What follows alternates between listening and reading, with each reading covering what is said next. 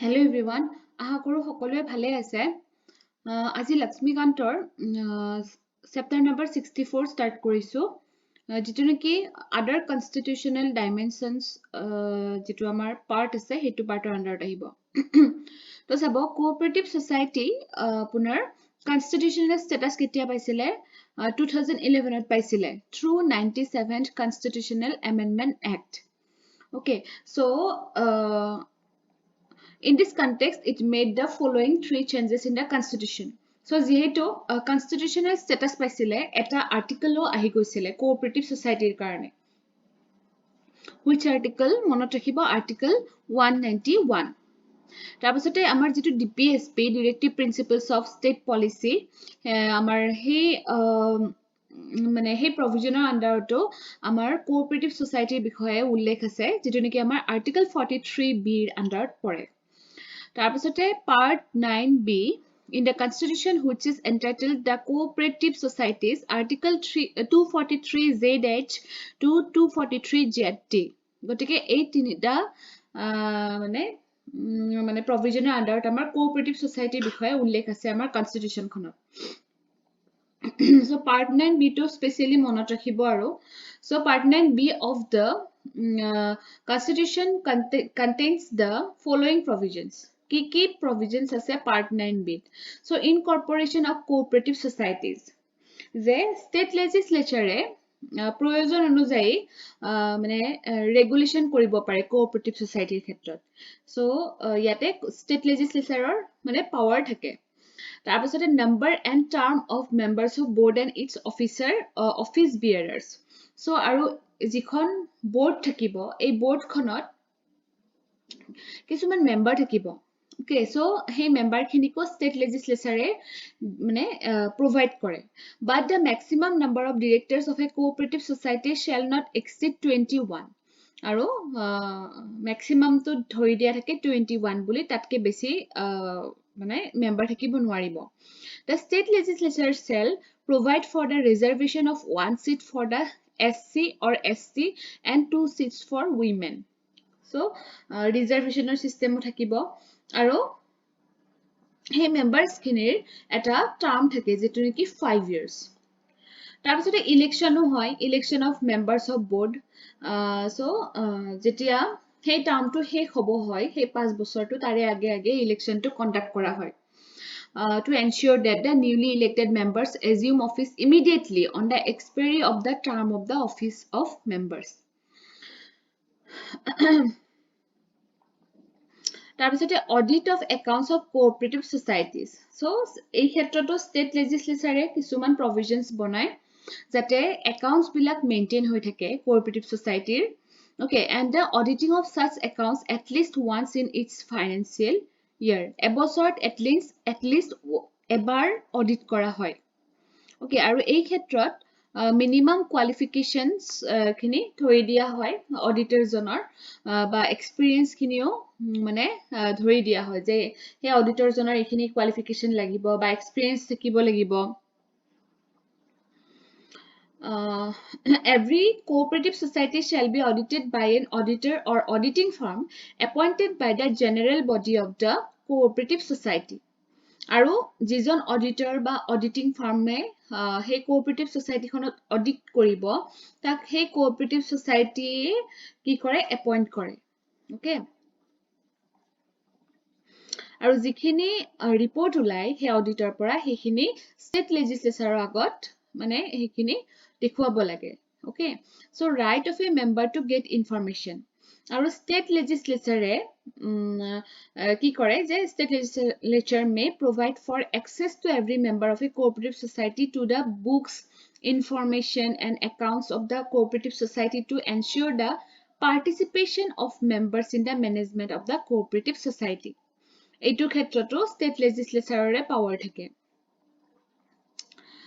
তাৰপিছতে offenses and penalties state legislature মানে cooperative society ক্ষেত্ৰত state legislature ভালেখিনি মানে power থাকে এই ক্ষেত্ৰতো মানে power থাকে যদি কিবা offense কৰা যায় বা কিবা false information দিয়া যায় বা কিবা rule disobey কৰে Okay, so এনেকুৱা ক্ষেত্ৰত মানে state legislature কি কৰিব লাগিব এনেকুৱা ধৰণৰ ডিসিশন বিলাক লয়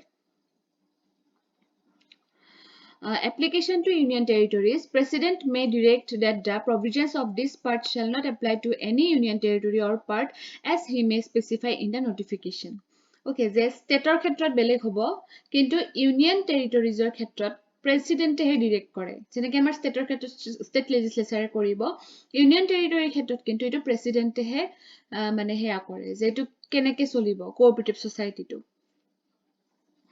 The reasons for adding the above provisions in the Constitution by the 97th Constitutional Amendment Act of 2011. Kihor karne asolote cooperative society took iman importance dia hol. The amendment koi dibo loga hol Constitution khon ki karon ase enekwa. Thus, many times elections have been postponed indefinitely and nominated office administrators have remained in charge of these institutions for a long time. That reduces the accountability in the management of cooperative society. Jikhini dhorok members thake, members kini ki nasil agote discipline nasil. Je eta election hobo lage homoy mote ba kiba hobo lage. Ei bostu bilak mane discipline manner nohoisile. Tetia ki hoi jay he members kini মানে overpowered হৈ যায় আৰু accountability to কম হৈ যায় okay যে professionalism to কমি যায় গতিকে সেই ক্ষেত্ৰত যাতে এটা ডেমোক্ৰেটিক প্ৰিন্সিপলছত যাতে কোঅপাৰেটিভ সোসাইটি বিলাক চলি থাকিব পাৰে তাৰ কাৰণে আসলতে এমেন্ডমেন্টৰ প্ৰয়োজন হ'ল The cooperative societies is a subject enumerated in entry 32 of the state list of the 7th schedule etu monot rakhibo Your karne to 7th schedule under on a whole, মানে state list under on a whole, that social or economic justice ba equitable distribution of development to hokolwe pabo pare. Okay, that hokolwe social justice to pabo pare, he karne eto state list of humoilua hol. A strong need has been felt for amending the constitution to keep the cooperatives free from unnecessary outside interference. That outsider পৰা কোনো force নাহে বা কোনো কৰাপশন নহয় এইটো ক্ষেত্ৰটো মানে সেই স্টেট লিষ্টৰ আন্ডাৰত অনাটো প্ৰয়োজনীয় হৈ পৰিল The central government was committed to ensure that the cooperative societies in the country function in a democratic, professional, autonomous, and economically sound manner to ensure the accountability of management to the members and other stakeholders. So ekhini asile important apunalake kebol monot rakhibo amendment to kiman asile ketia ahisile cooperative society okay now come to next chapter which is official language chapter number 65 so amar constitution khonot jitu amar 17 part ase ei 17 partot official language or bikhoye ullekh ase jitu niki article 343 pora 351 ot cover hoi thake and its provisions are divided into 4 heads jenekwa language of union regional language language of the judiciary and text of laws and special directives so eneke 4ta bhagot bhogai lua hoise so the constitution contains the following provisions in respect of the official language of the union eta sabok prothom to dia ase hindi written in devanagari script the script to hol devanagari itu hindi language to hindi Eto ki hoy official language of the union but the form of numerals has to be the international form of Indian numerals and not the Devanagari form of numerals kintu jikhini numerals use koribo hekhini kintu mane Indian numerals hobo lagibo international form or jitu Indian numerals thake hetu kintu Devanagari nohoy okol language kita hobo However, for a period of 15 years from the commencement of the constitution, the English language would continue to be used for all the official purposes of the union.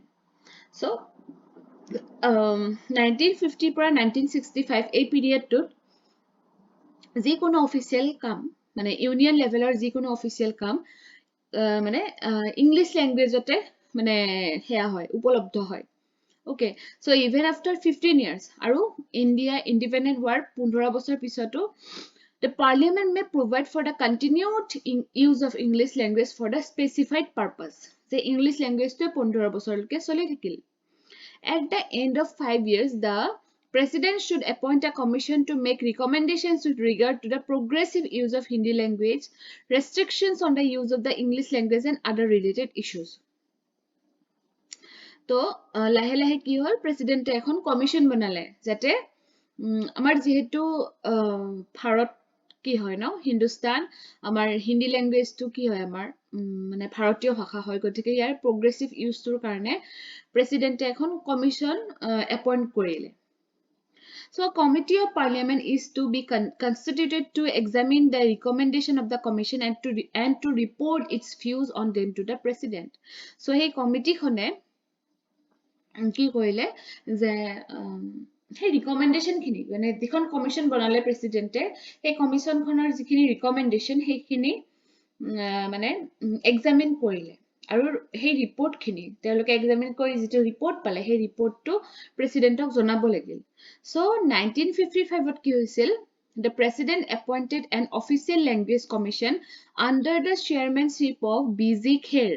মনত ৰাখিব কাৰ আন্ডাৰত এই language কমিশনখন appoint কৰা হৈছিল BZ Kher that submitted its report to the president in 1956 আৰু ৰিপোৰ্টটো প্ৰেসিডেন্টক দিয়া হৈছিল 1956 ত আৰু এই ৰিপোৰ্টটোক এক্সামিন কৰা হৈছিল It was examined by a committee of parliament constituted in 1957 under the chairmanship of Govind Ballabh Pant.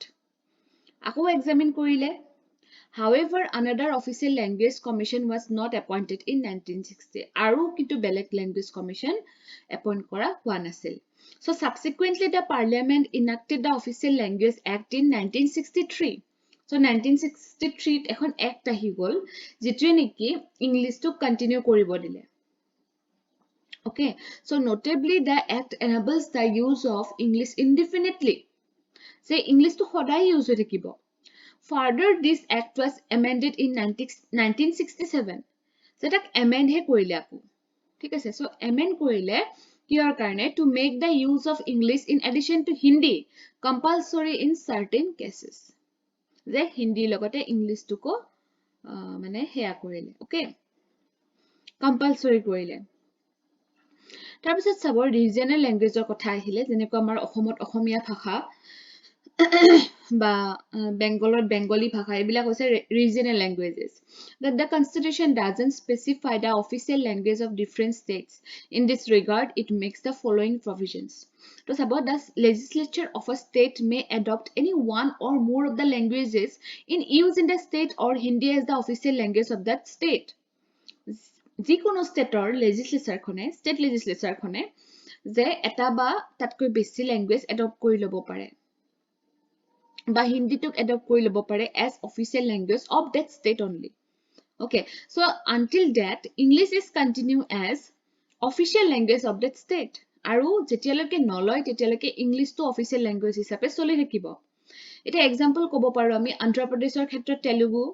কেৰালাৰ ক্ষেত্ৰত মালায়ালম আসামৰ ক্ষেত্ৰত Assamese West Bengaলৰ ক্ষেত্ৰত বেংগলী ওড়িশাৰ ওড়িয়া মেঘালয় অৰুণাচল প্ৰদেশ আৰু নাগালেণ্ডত ইংলিশ এটো মনত ৰাখিব কিন্তু আমাৰ নৰ্থ ইষ্টৰ মেঘালয় অৰুণাচল প্ৰদেশ আৰু নাগালেণ্ডত অফিচিয়েল ল্যাঙ্গুৱেজ ইংলিশ হয় Notably, the choice of the state is not limited to the languages enumerated in the 8th schedule of the Constitution. So, our 8th schedule ji 22 ta bhasha ase, hei kitar kintu limitation nohoy kitiao. So, hei kita bhashae thakibo lagibo মানে state or official language এনেকুৱা কথা নাই তেওঁলোকৰ regional যেটো language তেওঁলোকে prefer কৰিব পাৰে আপোনালোকে মোক এটা কমেন্ট সেকশনত জনাব কোকবৰকটো কোনটো ষ্টেটৰ ভাষা হয় আসলতে এই ভাষাটোক লৈ অকমান মানে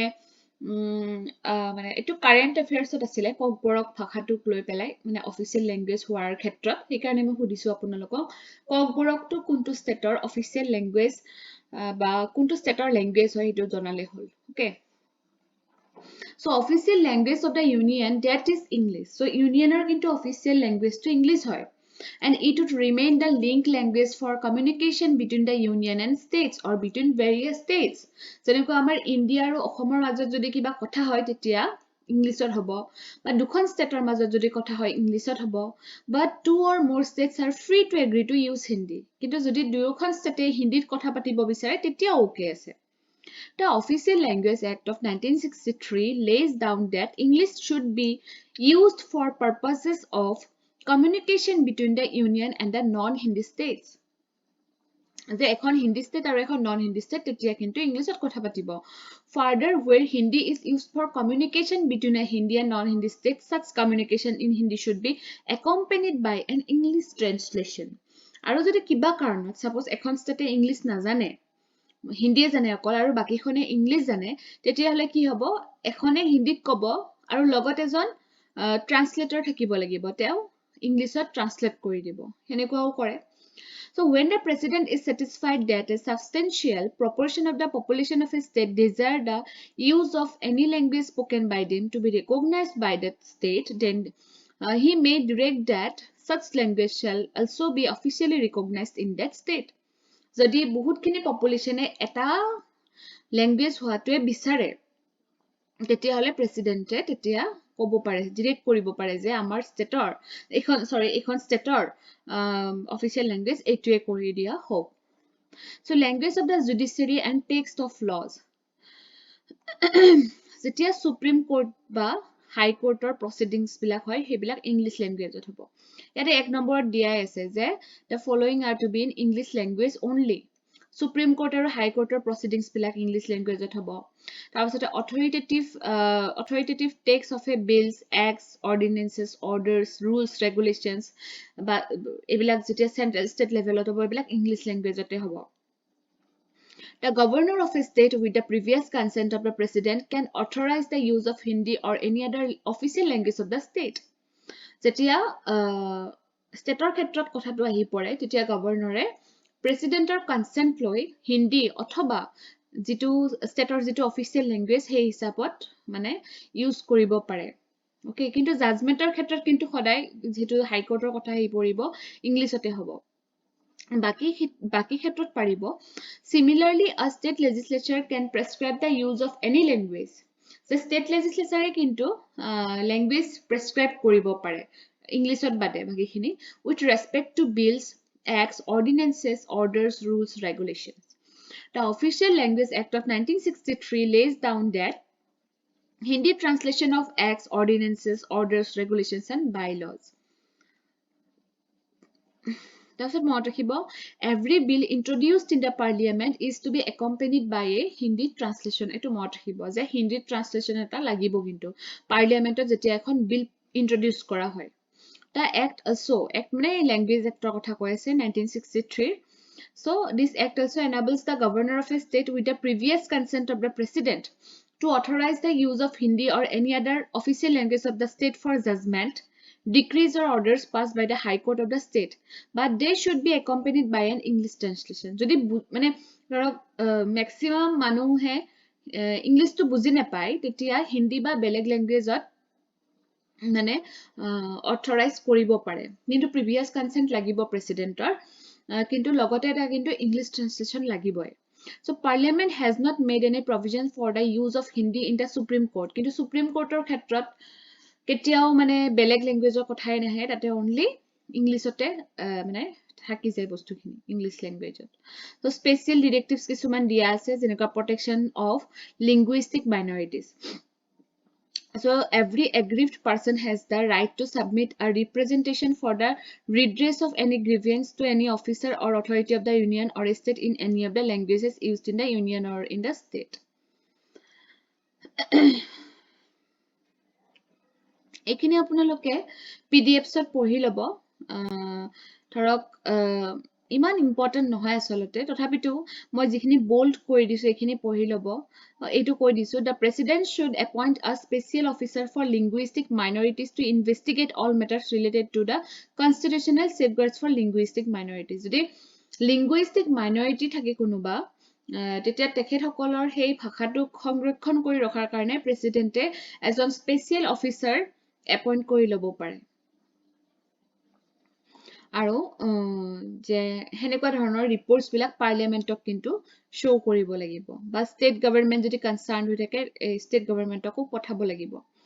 তাৰপিছতে development of Hindi language. So constitution কি কৰে? Constitution imposes a duty upon the center to promote the spread and development of the Hindi language so that it may become the lingua franca of the composite culture of India. যে আমাৰ ইণ্ডিয়াৰ যাতে lingua franca হয় Hindi ল্যাঙ্গুৱেজটো. Further, the center is directed to secure the enrichment of Hindi by assimilating the form, style, and expression used in Hindustani and in other languages specified in the 8th schedule. So, 8th schedule to diya ase na ei language to amar Hindi to. Okay. So 8th schedule 22 ta language ase yate mention kora ase. Aru eta kotha mot rakhibo originally kintu 14 ta language asile. Eta currently 22 ta agote 14 ta asile. To tate amar Assamese to ase Assamese, Bengali, Boro, Dogri or Dongri, Gujarati, Hindi, Kannada, Kashmiri, Konkani, Maithili, Malayalam, Manipuri, Marathi, Nepali, Oriya, Punjabi, Sanskrit, Santhali, Sindhi, Tamil, Telugu, and Urdu. So, it is Sindhi to 21st Amendment Act of 1967 or through Reona Hosile, Konkani, Manipuri, and Nepali through 71st Amendment Act or through Reona Hosile of 1992. Then Boro, Dongri, Maithili, and Santhali were added by the 92nd Amendment Act of 2003. So it was a very recent 92nd Amendment Act. So Committee of Parliament on Official Language. So Committee kisuman গঠন কৰিবৰ কাৰণে কয় Official Language Act 1963 খনে কিহৰ কাৰণে to review the progress made in the use of Hindi for the official purpose of the union. যাতে হিন্দী তো promote কৰিব পৰা যায়। আৰু এই কমিটিখন 1976 ত সেট আপ কৰা হৈছিল যত 30 জন মেম্বাৰছ থাকে পাৰ্লিয়ামেন্টৰ ওকে সো হে 30 জনৰ 20 জন থাকিব লোকসভাৰ আৰু 10 জন থাকিব ৰাজ্যসভাৰ এটা classical language status about in 2004 government of India decided to create new category of languages called as classical languages আৰু 2006 ত কিছুমান ক্ৰাইটেৰিয়া দিয়া হৈছিল কোনবিলাক ল্যাঙ্গুৱেজক classical status দিব okay so এটা ক্ৰাইটেৰিয়া খিনি দিলে না নাইবা criteria খিনি দিছে তলত দিয়া আছে okay so এতিয়া চাব 2019 ত 6টা ল্যাঙ্গুৱেজ গ্ৰান্ট কৰা হৈছিল the classical মানে classical language status ৰ কাৰণে 6টা ল্যাঙ্গুৱেজ গ্ৰান্ট কৰা হৈছিল তলত মই দিম এটা চাওক যেতিয়া এটা ল্যাঙ্গুৱেজ classical status পায় তেতিয়া কিছুমান বেনিফিটস পায় যেনেকুৱা financial assistance পায় যাতে এটা center of excellence set up কৰিব পাৰে for the study of that language so হেতু এটা বেনিফিট হল তাৰপিছৰ বেনিফিট হ'ব opens up an avenue for two major awards for scholars of eminence so awardৰ ক্ষেত্ৰতো হে language টোৱে preference পায় university grants commission can be requested to create to begin with at least in central universities a certain number of professional shares for classical languages for scholars of eminence in the language আৰু UGC request কৰিব পাৰি যাতে ইউনিভাৰ্সিটিত মানে সেই ল্যাঙ্গুৱেজটোৰ মানে ডেভেলপৰ কাৰণে বা ধৰক সাবজেক্ট হিচাপে অনাৰ কাৰণে যাতে কিছুমান মানে প্ৰফেশনাল শেয়াৰছ অনা হয় এটা সব ক্লাসিক্যাল ল্যাঙ্গুৱেজ খিনি চাব 2004 ত আহিছিলে তামিল 2005 ত সংস্কৃত 2008 ত তেলুগু আৰু কানাডা 2013 ত মালয়ালম তাছত 14 ত আহিলে ওড়িয়া আৰু 2024 ত যেটো very recent মাৰাঠী পালি প্ৰাকৃত Assamese and Bengali so Assamese তোও আমাৰ classical language status পাইছে যেটো নেকি আমাৰ কাৰণে খুব এটা ভাল খবৰ আৰু হয়নে so গতিকে আমাৰ অসমীয়া ভাষাটোও এতিয়া ডেভেলপ হ'বলৈ গৈ আছে এনেও ডেভেলপে হয় তথাপিতো আৰু মানে classical language status পালে অলপ বেছি প্ৰিফাৰেন্স পায় বেনিফিটস পায় যিখিনি মই ওপৰত কৈ আহিলো এটা কিছুমান ক্ৰাইটেৰিয়া আছে চাওক সেই ল্যাঙ্গুৱেজটো যেটো নেকি ক্লাসিক্যাল স্ট্যাটাস পাব high antiquity of its early text or recorded history over a period of 1500 to 2000 years ইমানখিনি পুৰণি হ'ব লাগিব তাৰপাছতে a body of ancient literature or text which is considered a valuable heritage by generation of speakers so মানে speakers থাকিব লাগিব যে পুৰণি কালৰ পৰা যেতে সেই ভাষাটো কৈ আহা হৈছে বা কৰবাত লিখি থোৱা হৈছে A literary tradition that is original and not borrowed from another speaks community. যে এটা ট্ৰেডিশ্যন হ'ব লাগিব যিটো নেকি অৰিজিনেল হয়, যাতে বেলেগ কমিউনিটিৰ পৰা বৰো কৰা নহয়। So এইটো ক্লাছত মই এই দুটা চেপ্টাৰে কৰিলো।